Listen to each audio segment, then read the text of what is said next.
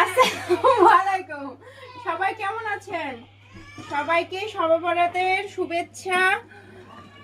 যদিও এখন অনেক মানে মওলা মুসল্লিদের কথা যে এখন নাকি আর এসব করা যায় না, কিন্তু আমরা তো ছোটবেলা থেকে হালুয়া রুটি এগুলো করে আসতেছি, তো আজকেও তার বাহিরে নাই। তো আজকে হচ্ছে এখন এখানে বুটের হালুয়া হচ্ছে, তারপর আমার ননদ করেছে সুজির হালুয়া, এটা ওই করেছে।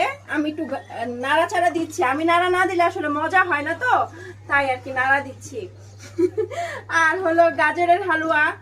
আবার আমরা যেহেতু সবাই রোজা আছি, এখানে আছে এই দেখেন বিরিয়ানি, চিকেন বিরিয়ানি করা হয়েছে, নিচে গরুর মাংস আছে বাচ্চাদের জন্য, সেটা দেখাইতে পারতেছি না আপনাদের, কিন্তু খাওয়ার সময় অবশ্যই আপনাদের দেখাবো যে আমরা কি কি খাচ্ছি।